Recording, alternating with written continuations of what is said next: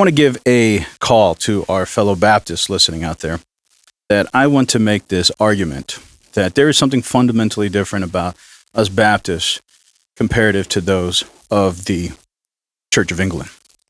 And I'm going to try to make this argument that it's even established within the foundation of the United States of America, and even the founding fathers understood there was something different about these Baptists comparative to the Church of England. And the reason why that's important is because fundamentally, that's what establishes the understanding of what I may be talking about, what many others may be talking about, can't speak for all, when we talk about this natural law. There is something fundamental in this natural law about the difference between an ought and an is. And we know the old saying, you can't get an ought from an is, because there is descriptives, what are facts, and then there are prescriptives, which are the moral actions you should take because of those facts. And there either is a universal understanding of what that is, or there is a only exclusive understanding of what those oughts are. And I think that's the big fundamental difference between theonomy and natural law. And I'm going to try to make that very clear here. But first, we got to start in our journey here on how the Church of England gets established. So we start in 1534. We have King Charles here. He needs to separate himself from the Church of the Catholic Church. So he establishes what's called the Supremacy Act in 1534. And what he does is it allows him to become the head of the Church of England and the head of the state. And then we have to go on to 1568, where there's a guy named Thomas Erastus. And this guy fundamentally establishes the idea that the church still needs civil governments to establish some of the dictates of the church, specifically excommunication, because he believes that if the church had that access, they would abuse it. So they still need a civil government to do excommunication or disciplines so that they could prevent that abuse. And eventually from that, you get a guy called Richard Hooker, who establishes this book called The Ecclesiastical Polity, which fundamentally starts the foundational system of how the Church of England functions, state over church. Then now we have to jump to 1640, where you get what's called the Westminster Assembly. And what the Westminster Assembly was trying to do, and I'm going to mention this word over and over again, it's the Church of England. There was three fractions of the Church of England at this point. There were the Presbyterians, the Congregationalists, and the Erastians. And these were the three groups in the Westminster Assembly. They were all, now remember, they were all Church of England. There was no Presbyterian church. No, shout out to Scotland. That's the only difference. Scotland was not Church of England. But in London, the Church of England, all three fractions were a part of the Church of England. The Presbyterians, Church of England. Congregationalists, Church of England. Erastians, Church of England. And what they were trying to do was create a unified national system for this state-controlled church, Church of England. And they wanted to do what's called church polity, the church governance. How is the church to be governed? And that's where this fancy word comes from, ecclesiology. It's the governing functions of the church. So the smallest of the group were these Erastians, which are still fundamentally trying to fight for state controlling the parliament, controlling the church. They were the smallest of the group. The second smallest of the group were called the Independents or the Congregationalists, which were headed by Thomas Goodwin. And then we have the Presbyterians, which were the largest of the group, because by this point, the Presbyterians were actually controlling parliament. They were actually the controlling function of the law in England.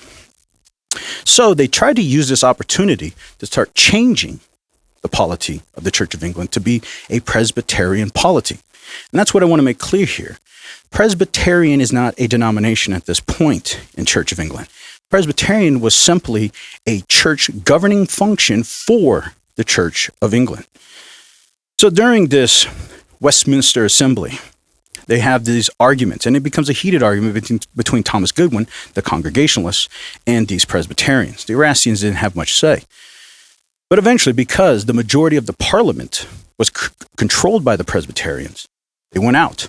So by 1646, they established what's called the Westminster Confession of Faith, and by 1647, it gets published.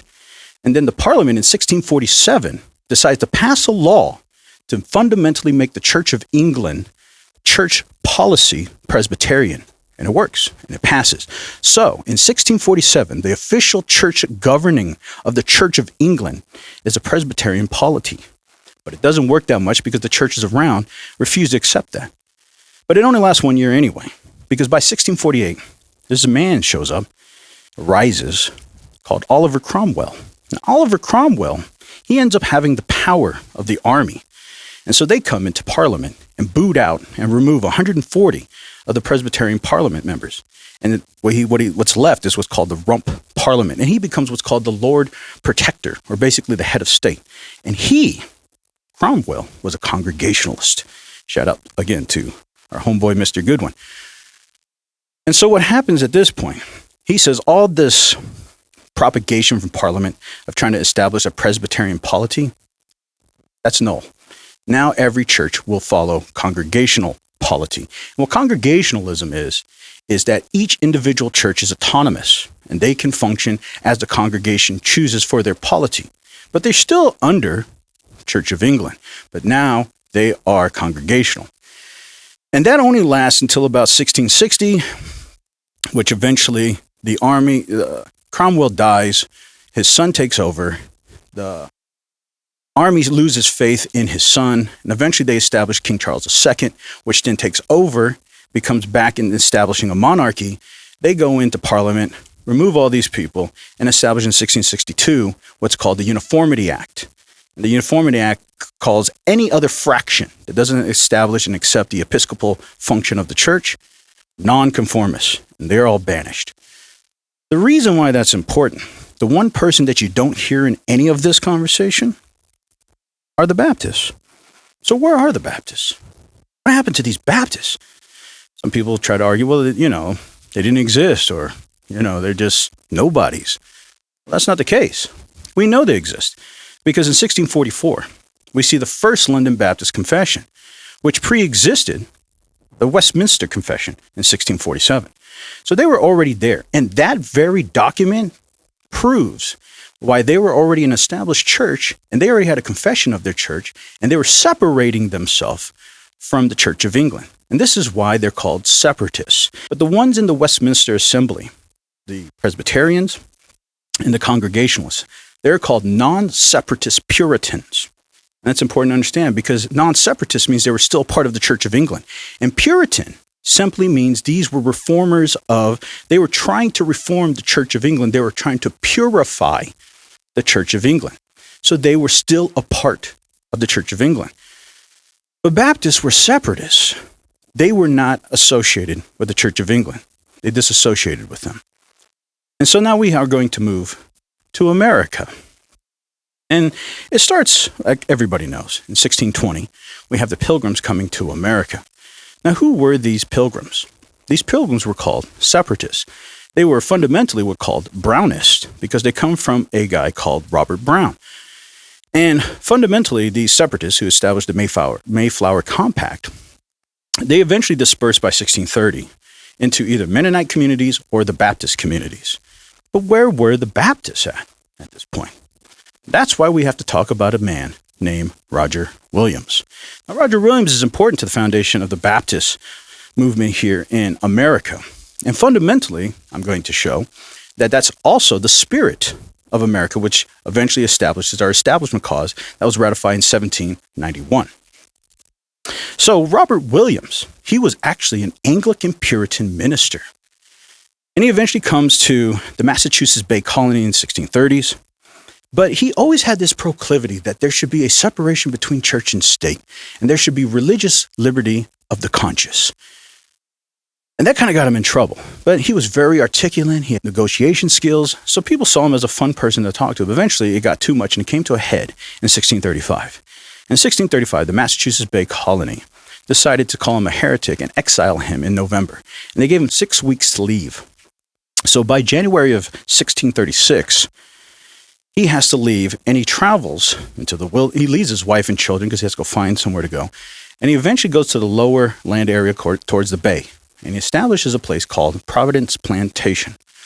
And at this place, he eventually makes this a safe haven for all these so-called dissenters. But shout out to Thomas Goodwin. They also called him the dissenting brethren at the Westminster Assembly.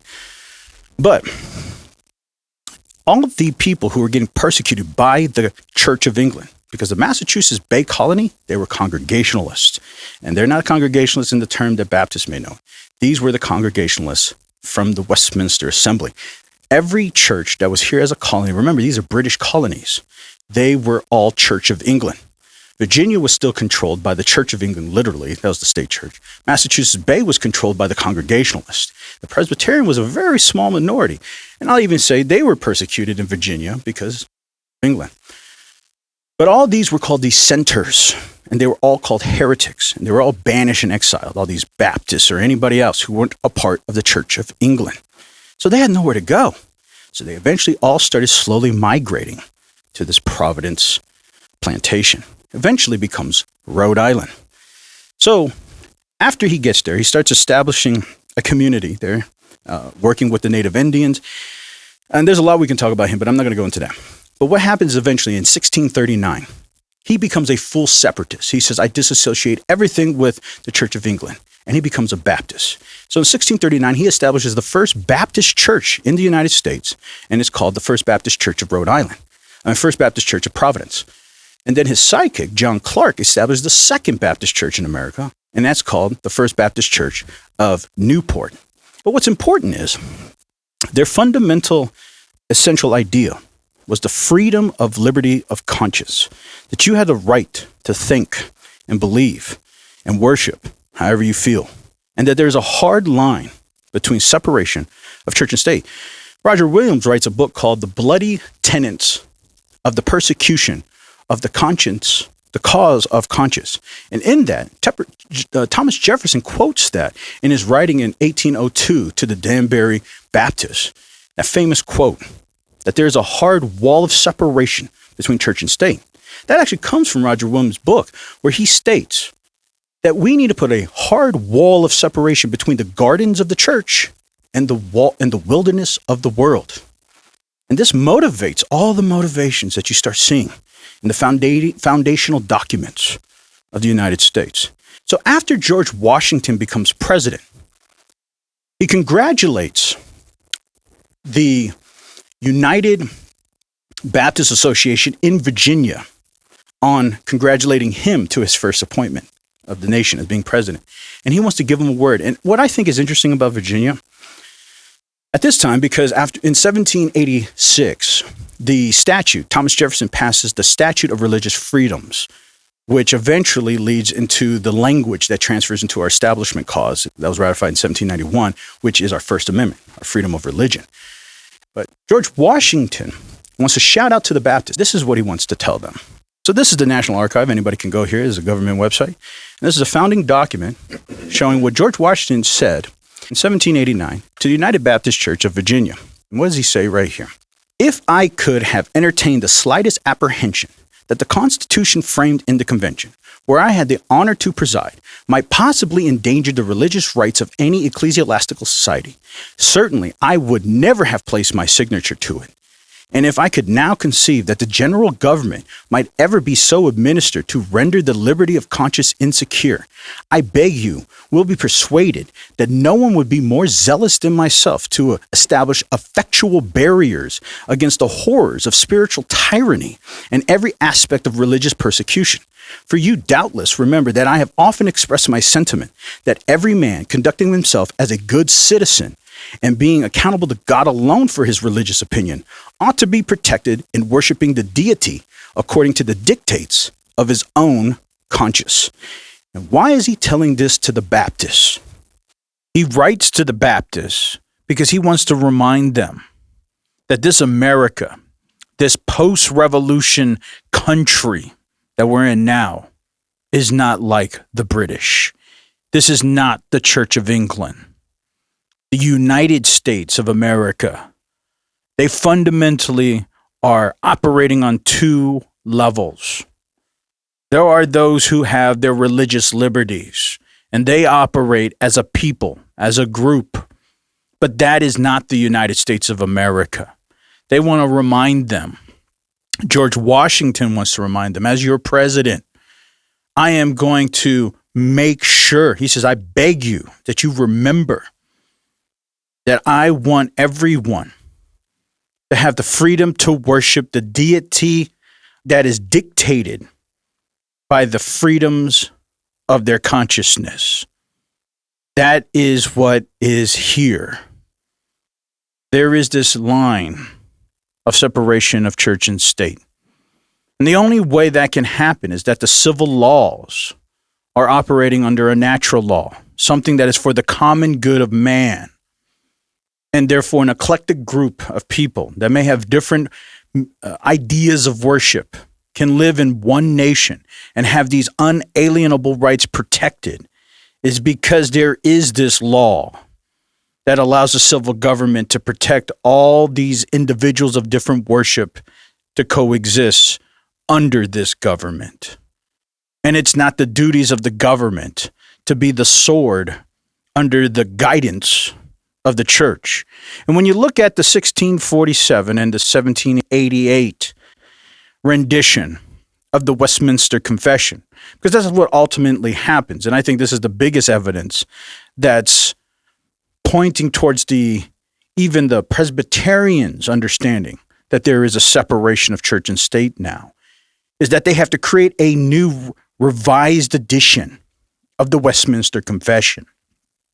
Because they know that all that language in chapter 23 of the 1647 is not applicable anymore in the United States because it doesn't have a line between separation of church and state. You have the 1646 or 1647 Westminster and the 1788. We get to the famous chapter 23 that is highly omitted. So over here in section 3, it says the civil magistrate may not assume to himself the administration of the word and sacraments or the powers of the keys of the kingdom of heaven. Yet he hath authority, and it is his duty to take order that unity and peace be preserved in the church, and that the truth of God be kept pure and entire, and that all blasphemies and heresies be suppressed, all corruptions and abuse of worship and discipline prevented or reformed, and all ordinances of God duly settled, administered, and observed. It also omits at this last part, but this is the Erastian controversy. Some people think this is a little too much. Even people like Douglas Wilson will omit this little last section, which says, for the bettering effect whereof he hath power to call synods, to be present at them, so the civil magistrate, to be present at them, and to provide that whatsoever is transacted in them be according to the mind of God. It says not only can the government call synods, but that its duty is to make sure that whatever is transacted or going on in there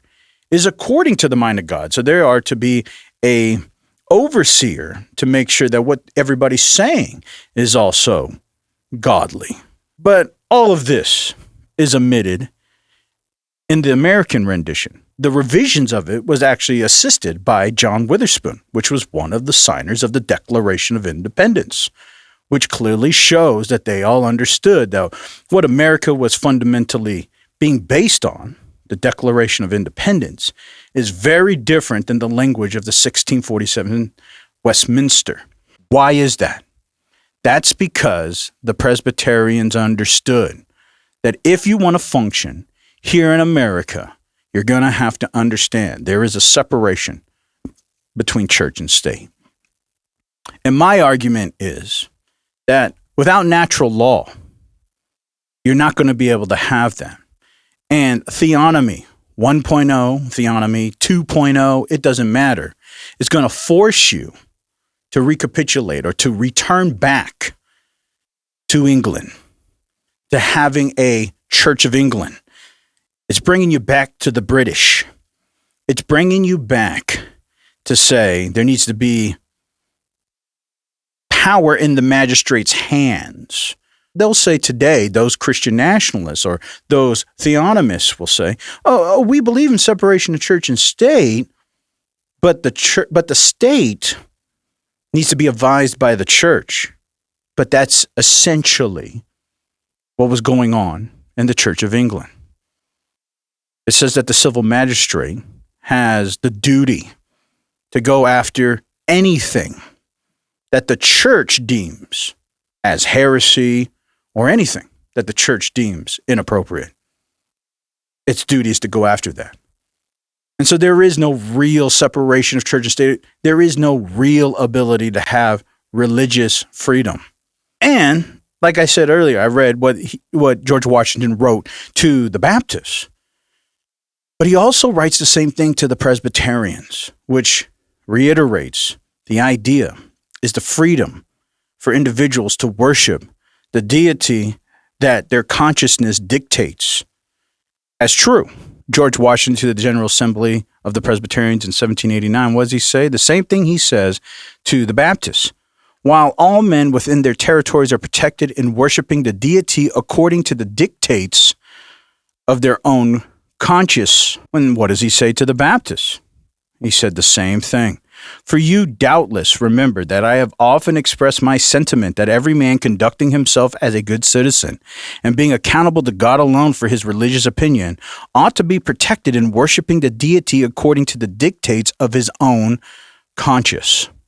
And this was the first president of the United States. And they understand that if the Declaration of Independence is to be manifested, acted, there has to be something fundamental that the government is doing and what establishes its function of law and what religious institutions are doing and how they dictate their peoples to operate. And so this is for all people, and this is for particular peoples of the confessions of faith. And that's why when we see in the Declaration of Independence, it's stated, we hold these truths to be self-evident, that all men are created equal, that they are endowed by their Creator with certain unalienable rights, that among these are life, liberty, and the pursuit of happiness, that to secure these rights, governments are instituted amongst men, deriving their just powers from the consent of the governed, that whenever any form of government be destructive to these ends, it is the right of the people to alter or to abolish it and institute new government. That is essentially what America was built on. And that idea, I argue, can only happen if we understand the separation of church and state and the function of natural law, and particular faith organizational laws by the confession of that faith. And as a Christian, I believe that faith is found in the Bible. But that is only applicable and functional for those who accept the gospel and confess Jesus Christ. Then they can see the light and the truth there within. But everybody else can't. And so to have this function of religious liberty, there must be a natural law. And theonomy doesn't give a way for that. Theonomy wants to suppress that. And that suppression, that word suppression, is essentially established in their confession in their 1647 Westminster Confession, because ultimately it's the Church of England. It's state church. They're not going to say that. They're going to say, oh, no, it's separation. But they want the government to be under the guidance of the church. And so my argument is, be like the Baptists.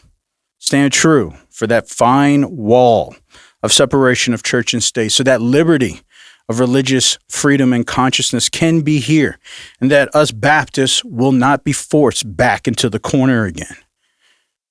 Now, of course, they're going to say, well, theonomy is just God's law.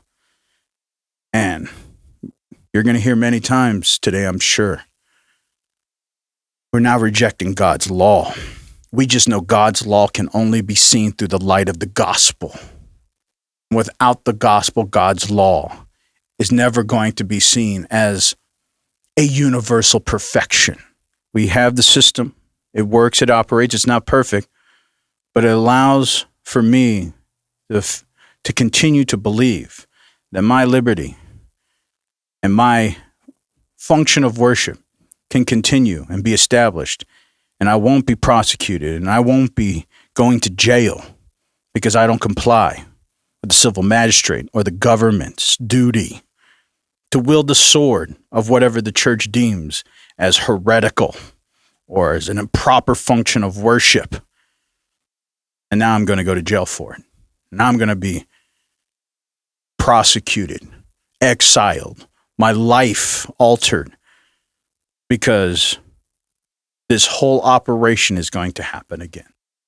And I am not going to allow that to happen. So I reject the principle.